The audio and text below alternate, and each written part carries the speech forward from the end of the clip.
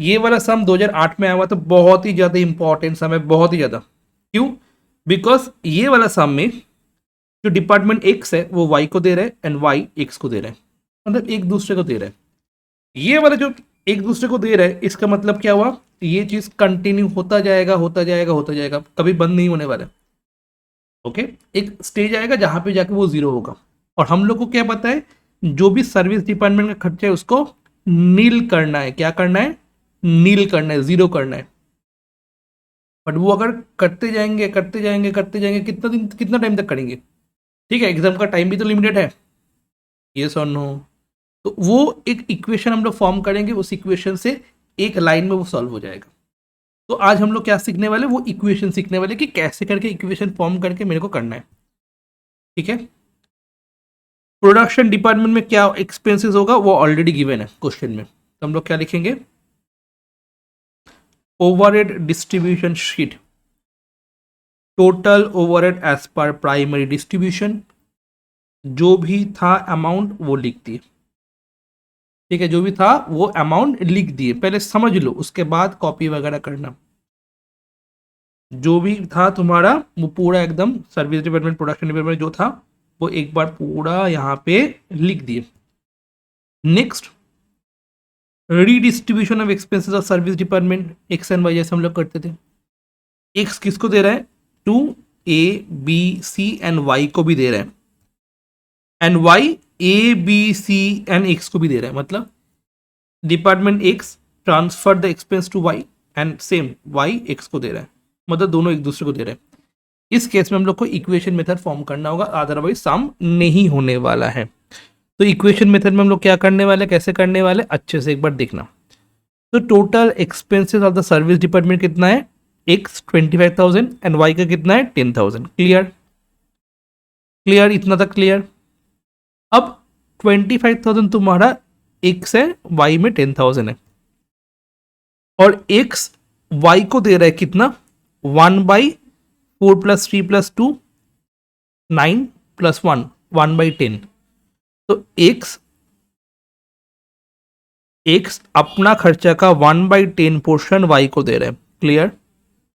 Done. And Y अपना खर्चा का 2/20 पोर्शन, 2/10 3 + 4 7 7 + 8 2/10 पोर्शन किसको दे रहा है, तुम्हारा वाई एक्स को दे रहा है। क्लियर? तो मैं ये बोल सकता हूं कि total cost of department X equals to X, total cost of department Y equals to Y. X का हम लोग एक्स एज्यूम कर लिए, वाई का हम लोग वाई एज्यूम कर लिए। ओके, अगर यहाँ पे S1 रहेगा हम लोग यहाँ पे S1 एज्यूम करेंगे, यहाँ पे अगर S2 रहेगा हम लोग S2 एज्यूम करेंगे, यहाँ पे अगर A रहेगा हम लोग A एज्यूम करेंगे, अगर B रहेगा तो हम लोग B एज्यूम करेंगे। क्लियर? जो भी रहेगा वही एज्यूम करेंगे।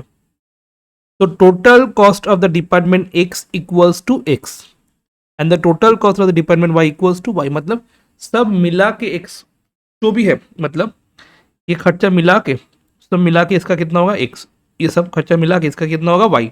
ओके, मैं डायरेक्ट एज्यूम कर लिया। तो एक्स का टोटल खर्चा कितना होने वाला है, एक्स का टोटल खर्चा होगा एक्स का खुद का खर्चा जो कि है 25,000 एंड वाई जो एक्स को दे रहा है वो वाला पोर्शन। क्लियर? वाई कितना पोर्शन एक्स को दे रहा है, 2/10 सॉरी। तो 25,000 खुद का खर्चा एंड वाई से मिला है 2/10। ये कौन सा वाला वाई है, ये वाला वाई है। जो टोटल खर्चा वाई है उसका 2/10 किसको मिलने वाला है, जल्दी से, तो ये वाई का 2/10 किसको मिलने वाला है, एक्स को मिलने वाला है। तो ये जो वाई है ये कौन सा वाई है, ये वाला वाई है। बात समझ में आया कि नहीं आया? सेम वाई का खुद का खर्चा कितना है 10,000 एंड एक्स का जो भी खर्चा हुआ था टोटल उसका कितना पोर्शन एक्स देगा वाई को, 1/20 वाला पोर्शन देने वाला है। तो वाई का टोटल खर्चा 10,000 एंड वाई कितना दे रहा है, एक्स का 1/10 पोर्शन मिल रहा है वाई को। जब हम लोग यहाँ पे एक्स लिखे हैं यहाँ पे वाई लिखने वाले हैं, जब यहाँ पे वाई लिखे तब एक्स लिखने वाले हैं। क्लियर? एंड एक्स वाई को कितना दे रहा है, 10, तो x 1/10 दे रहा है एंड y 2/10 दे रहा है, तो यहाँ पे y के साथ 2/10 होने वाला है। बात समझ में आया कि नहीं आया? एक बार अच्छे से देखो, जब यहाँ पे x होगा यहाँ पे x होगा, यहाँ पे y होगा तो y होगा, यहाँ पे S1 होगा तो यहाँ पे S1 होगा, यहाँ पे S2 होगा तो यहाँ पे S2 होगा। क्लियर? उसके बाद ये x ये y, ये x ये y कौन सा है? ये वाला x y है। टोटल खर्चा कितना होगा x का? x का खुद का खर्चा प्लस y से जो मिलेगा। y में क्या हो जाएगा? y का खुद का खर्चा प्लस x से जो मिलेगा। ठीक है, x को y से कितना मिलने वाला है? x को y देखो, x को मिल रहा है ये वाला 2/10 वाला पोर्शन मिल रहा है एंड y को कितना मिल रहा है? x से 1/10 वाला पोर्शन मिल रहा है। तो y का खुद का खर्चा एंड ये वाला, और ये वाला x कौन सा वाला x है? This one. ठीक है, अब हो गया। अब देखो दिमाग लगाओ थोड़ा, दिमाग दिमाग दिमाग, क्या दिमाग लगाओगे? y मतलब क्या है? ये वाला है, ये सर नो 10,000 प्लस x ये,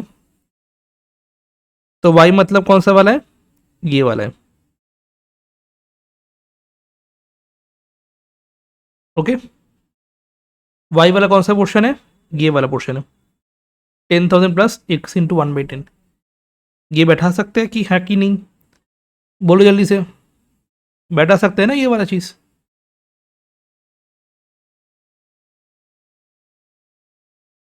हाँ या ना बताओ जल्दी से, बैठा सकते हैं ना ये वाला चीज पूरा? अब इसको सॉल्व करो, क्या हो जाएगा? 25,000 मल्टीप्लाई करो 2 इंटू 10,000 एंड 10 इंटू ये। क्लियर? ओके, ठीक है, हाँ या ना बताओ एक बार, मल्टीप्लाई करो एक बार। सर 2000 कैसे आया? कैसे आया 2000 सर? 10,000 इंटू 2 डिवाइड बाई 10 है ना, 10,000 डिवाइड बाई इंटू 2 और डिवाइड बाई 10, तो ये 20,000 होता है। बाय बाय 10, तो ये 0 0 कट जाएगा, तो यहाँ पे 2000, तो यहाँ पे क्या हो जाएगा? 2000 आने वाले। क्लियर? डन। तो ये 2000 आ गया और 2x हो गया और नीचे 10 इंटू 10 100 हो गया। अब मैं एलसीएम कर सकता हूँ, ये वाले x का पोर्शन मैं इससे में लेके जा सकता हूँ, तो 100 एलसीएम हो गया, 100x minus 2x equals to 98x, और दोनों को टोटल कर दिया तो 27,000 आ गया। बस। ओके, तो यहाँ पे तुम्हारा x का वैल्यू निकल गया 27,551।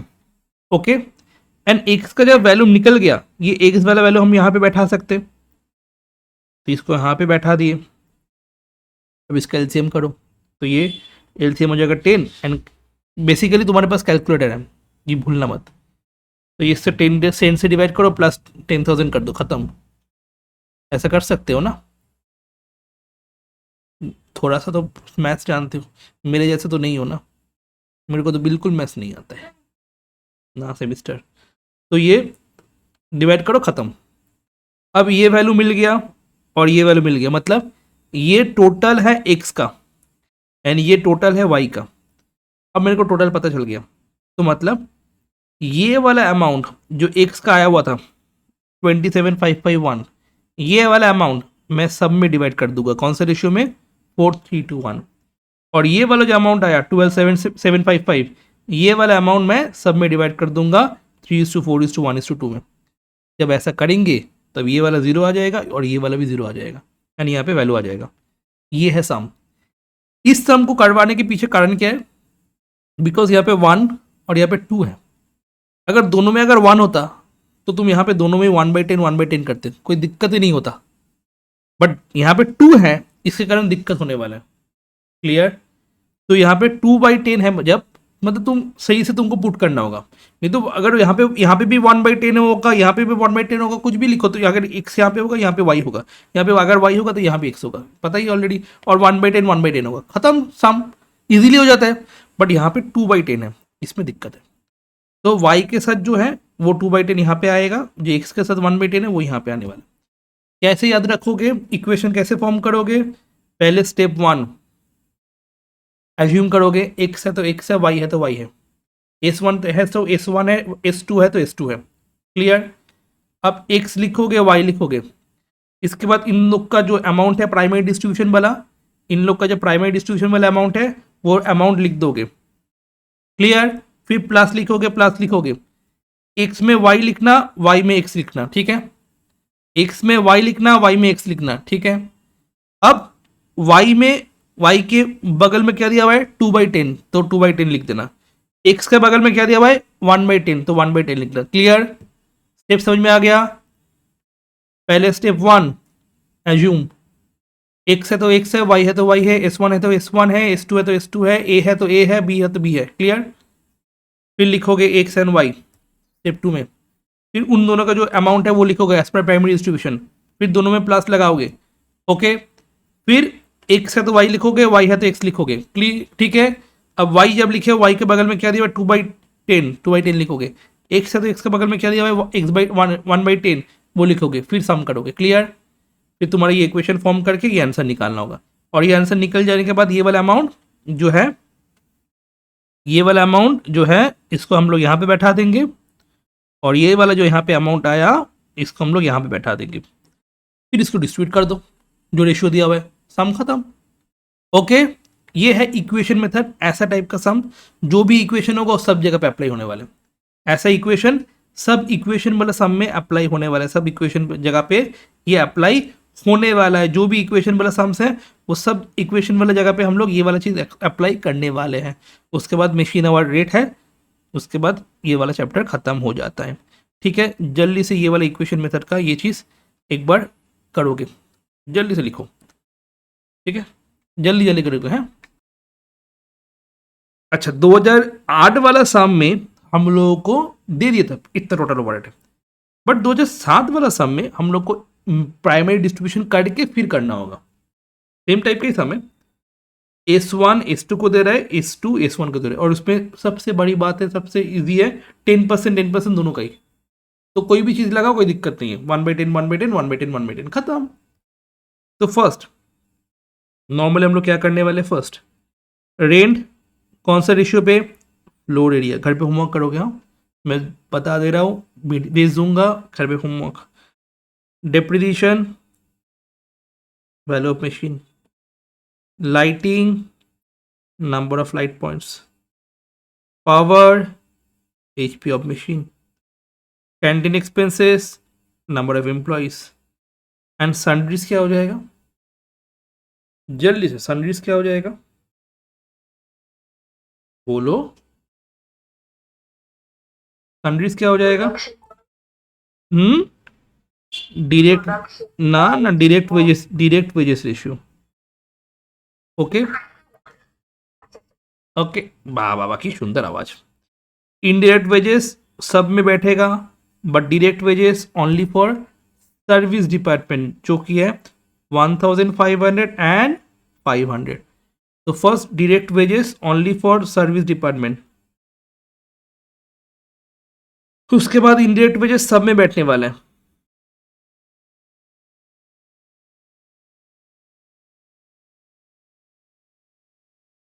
Rent,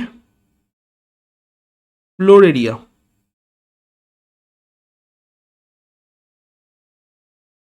depreciation, value of machine जैसे हम लोग करते थे, उसके बाद lighting, number of light point,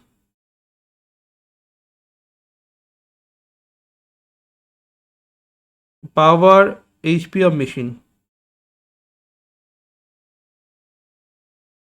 canteen में एम्प्लॉयज,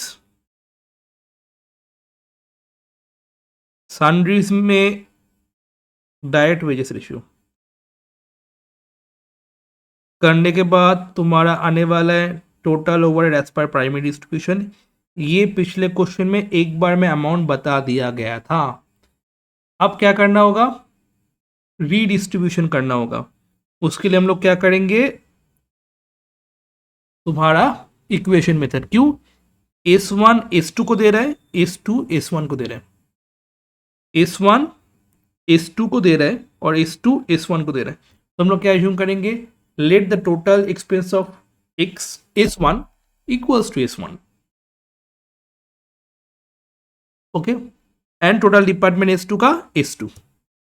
अब इक्वेशन क्या फॉर्म होगा, S1 इक्वल्स टू टोटल है तुम्हारा 4700 S1 का वैल्यू, S1 का वैल्यू 4700, तो हम लोग लिखेंगे S1 का 4700, S2 का 1700। अब अगर S1 है तो हम लोग यहाँ पे लिखेंगे S2, यहाँ पे अगर S2 है तो यहाँ पे लिखेंगे S1। अब दोनों में 1/10 देखना ही नहीं है मेरे को कितना क्या मिला है, बट जब भी तुम्हारा ऐसा रहेगा 1/2 एंड 2/10, 1/10 बाई 2/10 दोनों डिफरेंट है, उस केस में दिमाग लगा के करना। जब दोनों ही 1/10 है उसमें तो क्या दिमाग लगाओगे, ठीक है। फिर S2 का वैल्यू है तुम्हारा ये वाला वैल्यू यहाँ पे बैठ जाएगा। फिर S1 का वैल्यू हम लोग निकाल लिए एंड पूरा डिटेल स्टेप में दिखाएं। जिन लोगों का प्रॉब्लम होता है उन लोग के लिए पूरा डिटेल स्टेप में दिखा हुआ है कैसे होता है, ठीक है।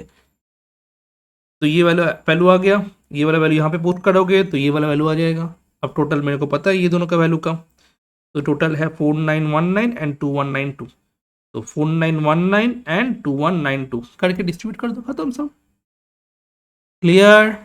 एंड ओवरहेड रेट निकाल लो, फिर प्रोडक्शन ओवरहेड से डिवाइड कर दो, खत्म हो जाएगा पूरा। इजी है कि नहीं है। नेक्स्ट वन, ये तो करने दिया था एक portion. Next determine the total cost बोल रहा है, अगर P1 P2 P3 का 4 घंटा 6 घंटा 11 घंटा है तो मल्टीप्लाई तो करो, और मटेरियल दिया हुआ है एंड डायरेक्ट लेबर दिया हुआ है, तो डायरेक्ट मटेरियल डायरेक्ट लेबर दोनों को प्राइम प्लस करो, प्राइम कॉस्ट आ जाता है। फिर फैक्ट्री ओवरहेड को प्लस करो, मतलब 4 घंटा 6 घंटा 11 घंटा दिया हुआ है, और मैं यहाँ पे रेट निकाल दिया 532, मल्टीप्लाई कर दो 532 से, तो ये आ जाएगा टोटल कॉस्ट, सम खत्म, ठीक है। ये दोनों सम तुम ये वाला सम होमवर्क रहेगा।